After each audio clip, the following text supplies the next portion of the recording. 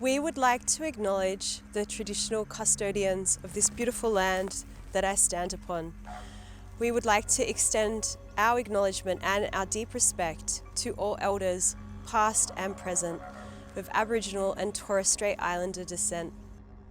Iningi Gankri, Iningi Kumbi, Bitra Kumbi, Dalabara Kumbi, Gachu Gaya, Waja, Namala, Yono,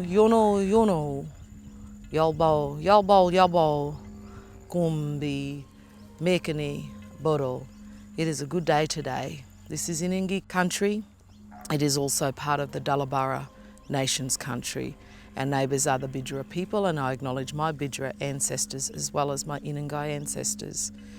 On behalf of my father's mother's people, I say it is good today, and let us walk, talk and eat on country together and share our country together with you. I'm Holistic Hilda, a voice for healthy living. I am retracing the footsteps of Dr. Weston A. Price, an adventurer, a researcher and a dentist from over 100 years ago. In Australia, Dr. Price visited La Perouse, Tweed Heads, Palm Island, Cape Bedford, Lockhart River, Cowell Creek, and Cherbourg. In the Torres Strait Islands, Dr. Price visited Badoo, York, Darnley, Murray, Thursday, and Hammond. Here in Australia, Dr. Price found that the indigenous people eating their traditional diets exhibited superb physical excellence.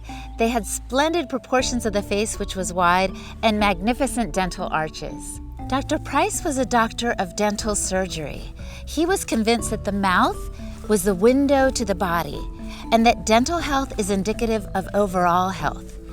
He wanted to examine the effects of traditional indigenous diets and modern westernized diets on the health of indigenous people. He recorded his observations and photographs in the book Nutrition and Physical Degeneration. Hey, I think that's a pretty good. That's fine. Here's fine, boy. See this way. You come over here. You see it. How old are you? 40. A number of the teeth have decayed cavities in them. And that has happened because he's not eating enough fish or not getting enough milk. Say, you're a fine, big, strong fella. How old are you? 20. You look as though you were a giant. My. Where'd you come from? La Perouse. Well, that's the place. Did you eat lots of fish when you were a little boy? Yes. That's the stuff that makes good bodies. If everybody do that. The most universal disease in the world is the decay of the teeth. And unfortunately, we have not known the cause until we've gone to the primitive people to find how they prevent tooth decay.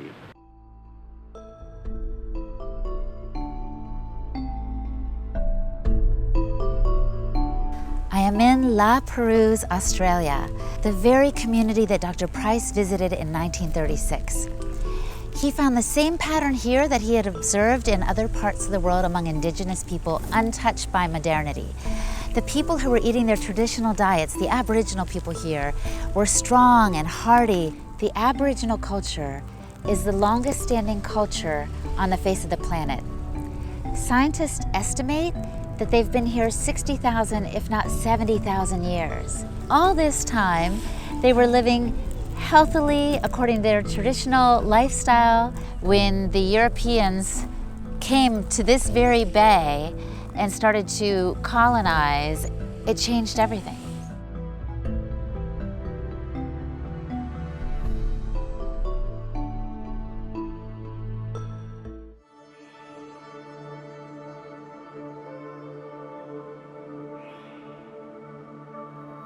Dr. Price found the same pattern here in Tweedshire that he had found in other parts of his voyage. Our childhood was, pretty much on the coastline here, and so, we were just eating seafood predominantly. Crabs, periwinkles, cockles, which you get from here, from this bay.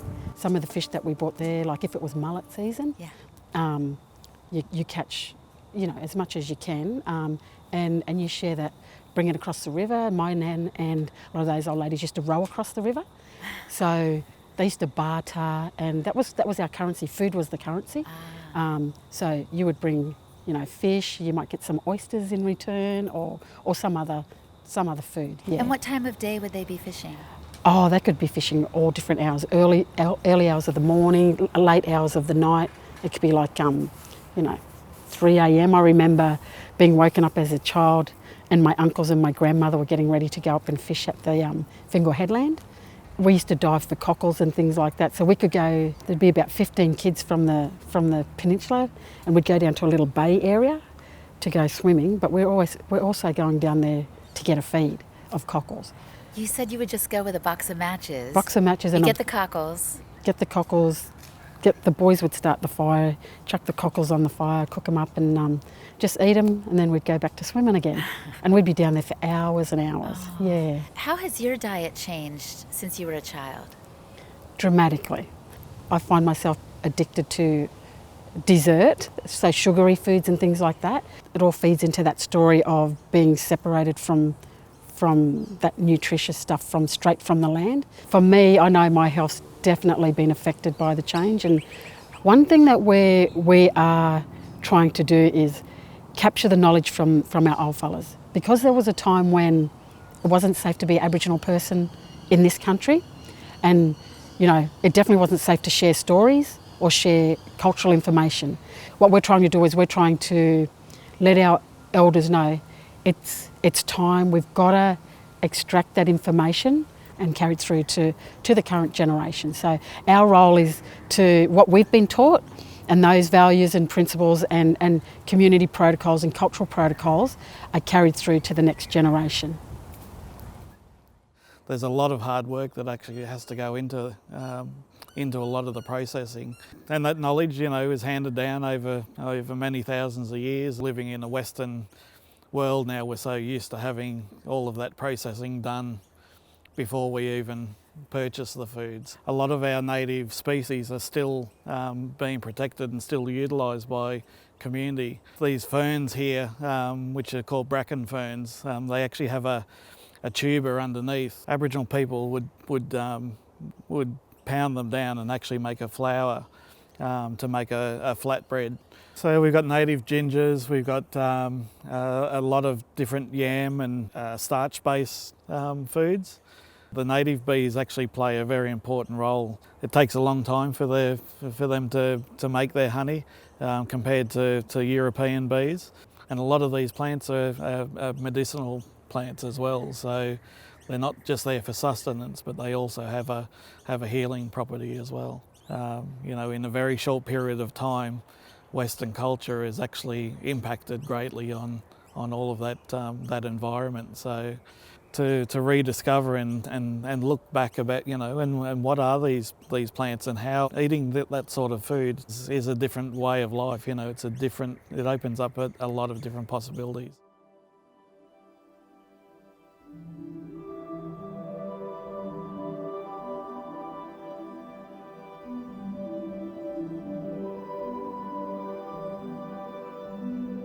The people Dr. Price encountered were excellent swimmers and fishermen and women.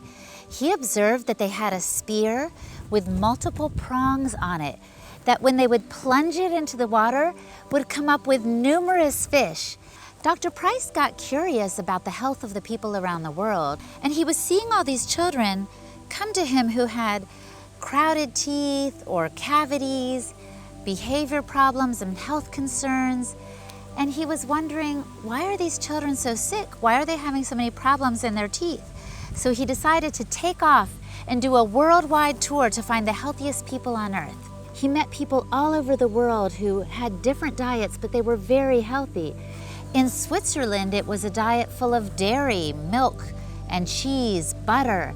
In Alaska, it was a lot of seafood, even whale blubber and seal oil. And here in Australia and the Torres Strait Islands, he found the people eating a diet rich in seafood, shellfish, vegetables, and fruits. It's interesting, it says, the traditional inhabitants of the island were conscious of the superior food of their locality, and they wished that their people were not required to purchase food from the government store. Like they kind of already knew how good it was, Dr. Price noticed a pattern everywhere he went. The people who ate their traditional whole real foods, the kind that don't come in any packages, were healthy and strong with room for all of their teeth in their mouths and very few cavities, if any. Those people who left those foods and started eating the things you can buy in the shops with a lot of sugar and flour and processed oils started to have cavities, and the next generation would have crowded teeth and compromised health where they didn't feel good and they weren't well anymore. When the teeth are straight and the face is broad, it's a sign that the body has been well constructed. There's room in the head for the master glands, proper development of the sinus cavities and the ear tubes. There's strong musculature and skeletal development. There is proper function of the internal organs. Crowded teeth and a narrow face indicate that the body's overall health is compromised.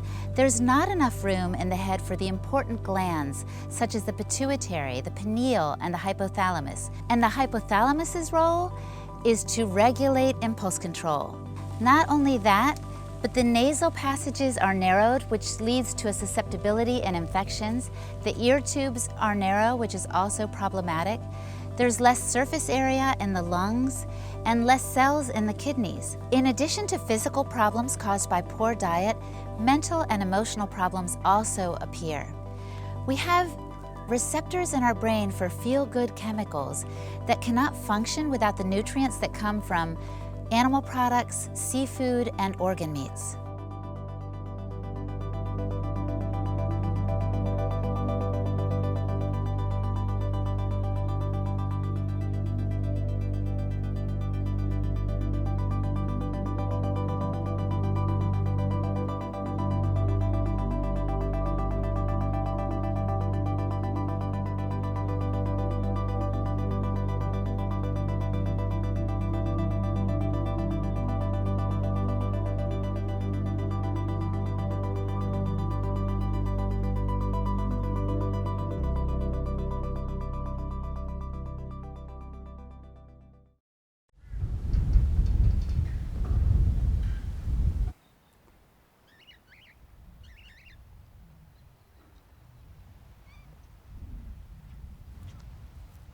For us, so this spring is one of 7 springs, but it's where our ancestral spirits we know live, and in particular the rainbow serpent and our 7 sisters on our songlines.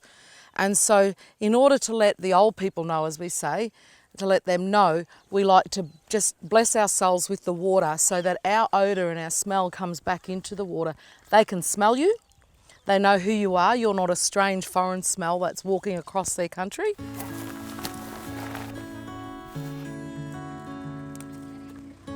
So we might put that in because we can make a really lovely tea out of this one as well.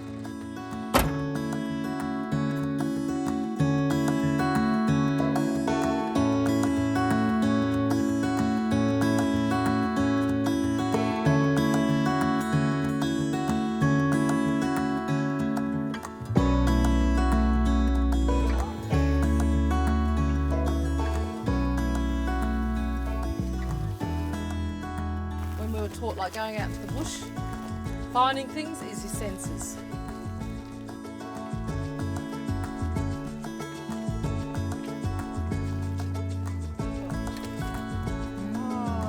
Just here, so this one's the native hops bush. You crush this one up and smell this one.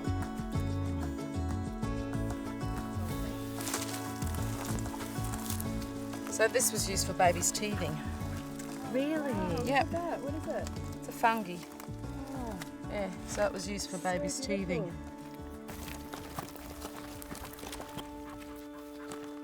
So see all these little tracks here? And so that there, so there must have been a baby snake in here, because see, look at it. So these are our spirit dancers. And then we start the rainbow serpent out that way.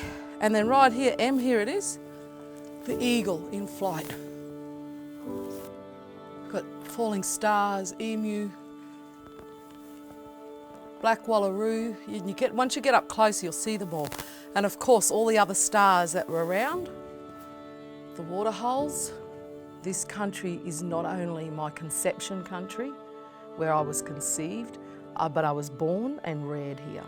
And so I have a very special connection to this country because of then that connection that I have on our matriarchal side. I look out, you know, as we look out here, and I just see a whole big garden. To know that in abundance, I have as much medicine and as much food that I need to sustain my health. Well, and that's exactly what Dr. Price found, didn't he? That the people who were living on country were well nourished and healthy with very few cavities and all that goes with it because they were right where they belonged and they were being nurtured in a deep way, profound way. Absolutely, and it was about how we and the environment nurtured each other. You know, Mr. Weston Price, what he'd found was, you know, which excites me. I know when I was looking at the book earlier, reading and going in our teeth, and I go, I know I got good damn teeth, you know. Yes. And I'm really glad I have really good damn teeth. My upbringing, being brought up eating echidna or eating, you know, goanna or going out and even eating our natural fish, a lot of things were handmade. Whereas today I think we've just lost focus of that because we think it's too easy to go to the shops and, you know, to just buy everything already prepared.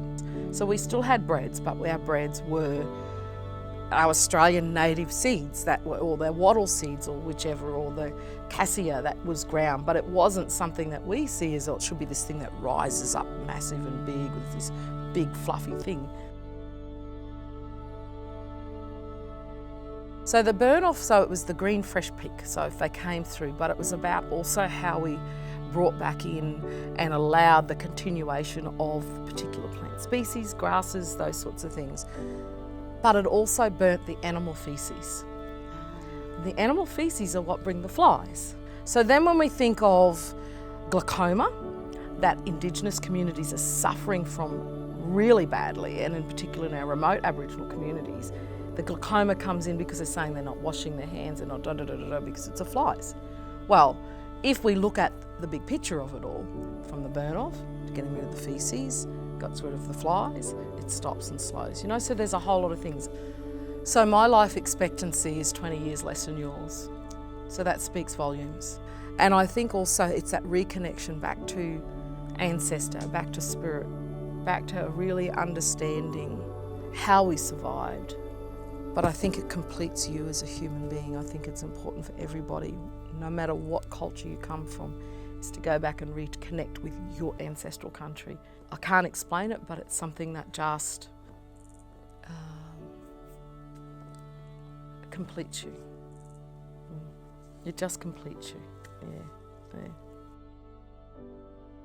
May Madiri, May Madiri, May Madiri, May Madiri, Mara Malanga, Mara Malanga, Mara Malanga, Mara Malanga, Birrel Balingu, Birrel Balingu, Birrel Balingu, Birrel Balingu, Wadoogie, Wadoogie. To be very clear, Dr. Price is not the hero of this story. The First Nation people are. People living according to the wisdom of their ancestors. And we should come to them as Dr. Price did, as learners and people with great respect for the wisdom of ancient cultures. So we would do well to follow the example of the First Nation people who kept to their ancestral health practices, eating their traditional foods. I want to challenge you to live this way for 1 week, to live according to wise traditions, to follow the wisdom of our ancestors. Avoid packaged and processed foods, avoid sugar and white flour, and get outdoors as much as you can. Serve one another and listen to the land as they did. May the rising sun bring you joy. May the moon restore you by night. May the wind inspire your dreams and the rain wash away your tears. And for the rest of the days, may you walk upon this earth, always finding its peace.